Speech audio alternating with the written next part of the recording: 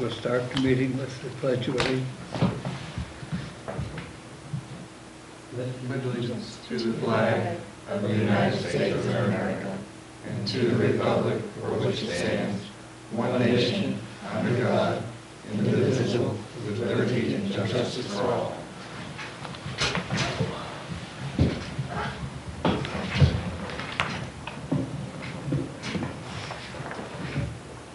Okay, we will have the roll call now. All right, Jamie Bowman, Frank Myers, Here. Donna Roush, Here. Martha Patterson, Here. Casey Benner. Here. Thank you. Mr. Chairman, we have a quorum.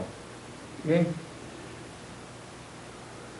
Next item on the agenda is the approval of the agenda. I make a motion to approve. We have a motion to approve the agenda. I second it. And a second. Any discussion? Those in favor? Aye. Motion carries. Next item on the agenda is the approval of the minutes of the September 6th meeting. I make a motion to approve the minutes from September 6th. I second the motion. Motion made and seconded to approve the minutes as submitted. Is there any discussion on it? Those in favor? Aye. Any opposed? Motion carried. Minutes of the September 6th meeting are approved. The next item on the agenda is the introduction of evidence. I have here the city ordinance, the design guidelines, and then here's, I think I sent you all this electronically, besides Mr. Meyer, here's the application. And then here are some hard copies of the photos that were with the packet. They may be a little easier to see. Mr. Myers made a point, and a valid point, that they were a little murky. They were very detailed, and it was very useful, just that you couldn't differentiate colors. Right. Or I couldn't, but anyway. Some of the black lines kind of blended in with the background, so. But if you But have I wouldn't discourage using them in the future. It was a very good presentation. Thank you.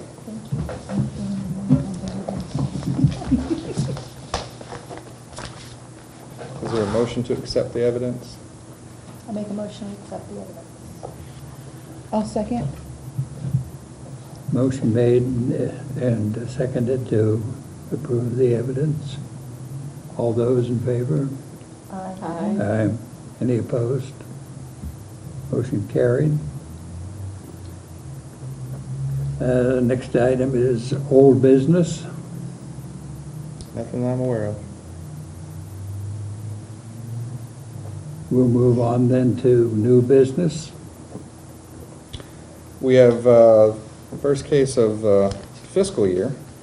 To receive a certificate of appropriateness to install a 4-foot black powder-coated aluminum metal fence around approximately 88 foot of the backyard and a 6-foot wooden fence around approximately 53 feet of the remaining backyard at 258 Jefferson. You have the staff report and the pictures and the application. It's basically around the rear part of the yard. Here's Miss River Fuller, right? Fuller. She owns the house and is bringing home a new pet and wishes to fence in the backyard. Did you want to speak to that? I already have one dog that's a little sweet old man that nobody's scared of. However, the dog I'm bringing home isn't scary by any means. He's just a very large dog. He's a extra large Great Dane.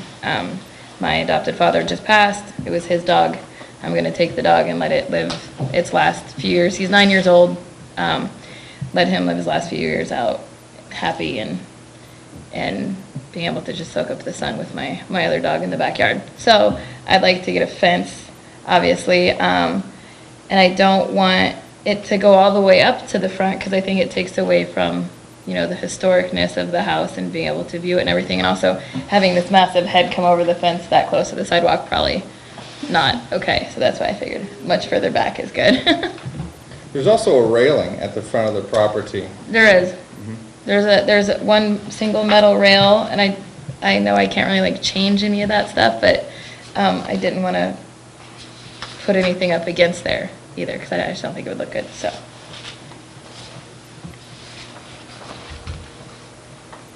Questions or conversation?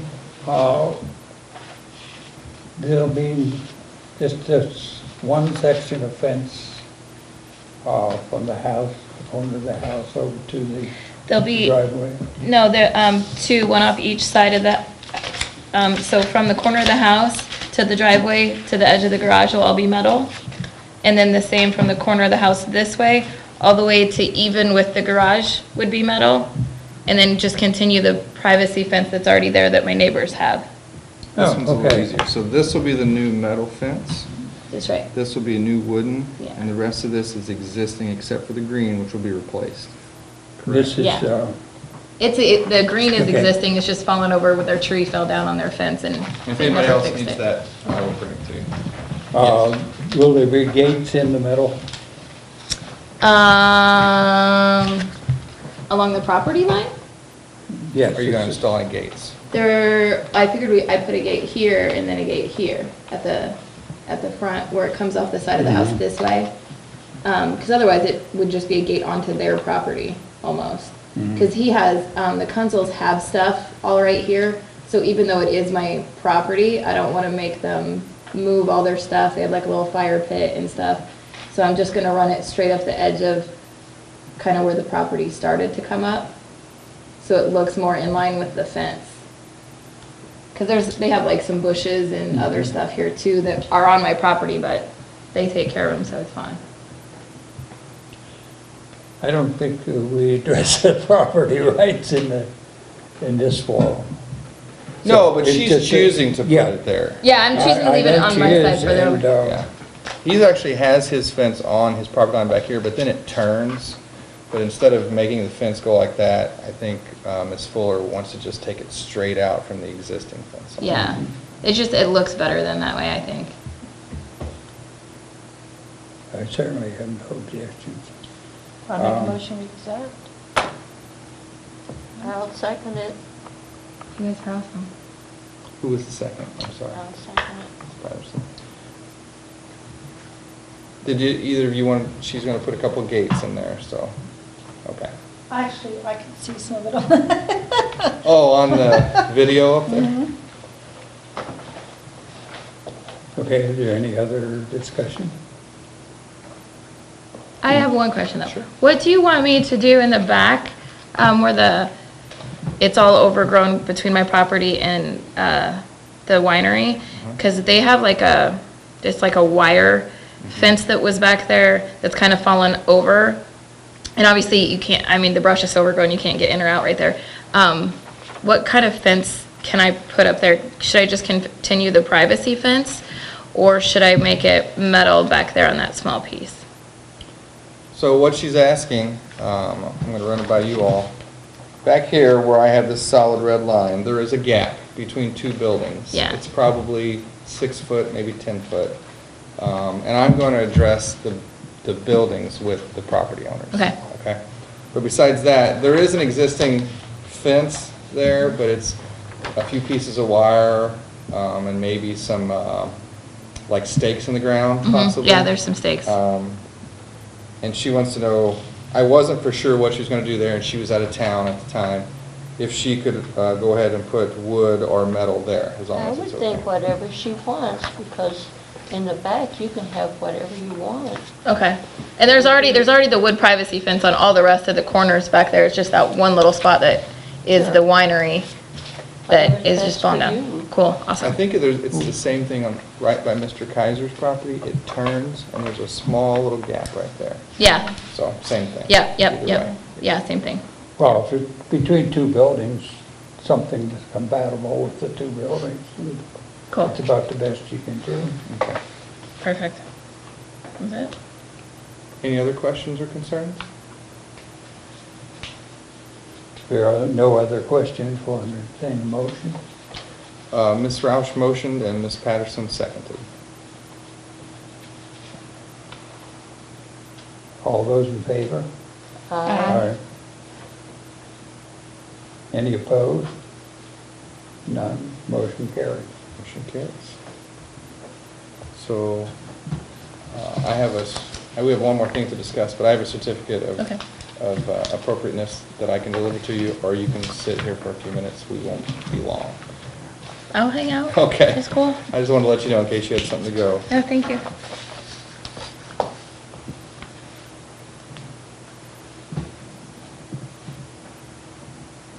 The other business? Other business, we discussed, I believe, 2 months ago, some possible professional training. It's one of the requirements in the ordinance for the Heritage Commission, and also a requirement for certified local governments. I looked up some things, and I'm sure there's a range of what you've been through and what you haven't been through here. So just give me some feedback. How about that? These are webinars. I talked about having someone come and do live training, but it was a little costly. And most of what I could find as far as in person was centered around historic tax credits. And that's really not what I was looking for. I was looking more for historic preservation. And the historic tax credits support historic preservation, but I was looking for more of the hands-on stuff. I found there's a webinar, and these are around 3 kind of different subjects. Action Agenda for Historic Preservation and Legacy Cities. So this is a group that came together basically from the Mississippi East to identify legacy cities and what we can do in those cities. It is not applicable per se to St. John because it was large cities, but what would be applicable is how they kind of identified what steps they could take to promote historic preservation within that city. These are all approximately about 50 to 60 minutes. Another option, and again, I can go look for other options. Another option, traditional building conference, online education. They have their own website. They have approximately about 50 minutes on historic masonry and maintaining mortar and the method to do so, depending on whether it's a brick or stone structure. It was interesting as long as you're interested in that type subject, but I wanted to give it an option. There's also one out there on windows and maintaining windows in historic structures. The last option I found before our meeting today was meeting the reasonable and good faith standard in a Section 106 review. So that has to do with the General Services Administration of the federal government, which has a historic preservation arm, which when they do projects, it's kind of how do they determine what's reasonable as far as how it's going to affect a historic structure. You probably are more familiar with this than I am. How it's going to affect historic structures in those projects and whether they need to do any additional work. So kind of 3 very different options. I just was looking for some feedback, or if you would like me to dig further and look for something else. Did you contact SEMO to see if anybody in that department I would? reached out to their historic preservation dean and got no response. Okay. But if you have a better working relationship, that would be wonderful. I'll see what I can do. Okay, that would be wonderful, because I know they do work here with their students in the town. We do need that type of Mhm. information. The one that's most pertinent to the buildings we have is probably the masonry ones. That may be a personal preference of mine, Mhm. because I happen to live in a masonry building. It's certainly And it most is applicable. difficult to find. Since I've been in town, there's been a few companies that have been excellent, really good. Mhm. And then there's a lot of people that are working at it that probably shouldn't be. Well, I'm Or finding at least someone get some more training. that knows the old mix. Instead of putting modern on, yeah, you gotta do the old mix because it can eat up. And he talks about like Portland cement and the inclusion of that in the mortar in this webinar. I watched about half of it, so it's very technical. It would be very applicable to some buildings in town, but it's not something that's going to be earth-shattering. How's that? No, and it's not going to induce a lot of new preservation. Maybe it'll improve what it does. It is, and it talks about whether the brick, or maybe the the masonry needs to be maintained versus the mortar needs to be maintained, so. But if you're going to check with the dean, maybe we'll have some other options. I'm going to check with the head Okay. of The one of the thing that historic we- preservation. Thank you. I'm sorry. No. The one thing concerning masonry that would help the town, if you look around town and don't look at the buildings, but look at the structures, Mhm. the walls, they're on the street. In the past, there's been some beauties, and there's still remnants of some left. Mhm. We should go all out to try and keep those from falling. There's a huge one down at the old mill that doesn't have too many years to go. Mhm. And somebody ought to be thinking about how we're gonna get support, political support to fix that. Okay. There's a beautiful one up on the street that goes Seraphim. Seraphim, yeah, Mhm. on both sides of the road. Needs maintenance very badly. Yes. We also have several companies in the area that make their living from masonry. Okay. They may be interested in making that somewhat of a showcase for their companies. Okay. But it could make a big difference on the appearance of the town. And that's one of the problems with St. Genevieve as a national park or as a historic site. Mhm. Drive into town and look down the streets as you're approaching it. There's nothing that looks very historic. I Okay. mean, Besides the structures, you mean, other things besides structures? well, you can't even see the structures, it's basically. I got you. Yeah, I will check into that. I know exactly what walls or landscaping, or however you want to call it, you're talking about. Yeah, I think it could be quite impressive if we get all of them back into shape. Okay. Now, Mississippi Lime does maintain the one up at the intersection. They do a good job on maintaining that. Every once in a while, we have to prod them, but they do Okay. it, and it looks great. Okay. I'll ask them if they have someone that does that for them. Okay. That's all I have under other business. I do have one question. Yes, ma'am. Have you looked out to see if there's any National Park Service webinars? I don't find any. What I find is documents.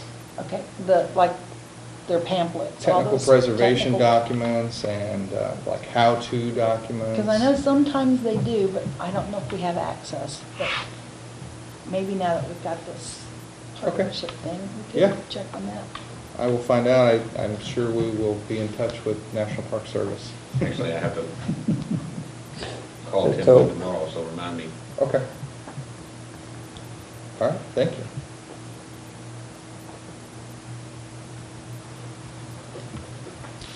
I believe all we have left is public comment. and Any adjournment. other public comments? Mark, you got anything to say? No.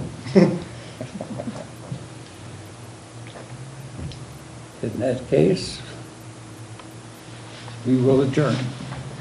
Very well, that's fine. Meeting adjourned. Thank you all very much. Can I get you to sign Yeah, this, just sir? leave all that file now because we put down the chair. Well,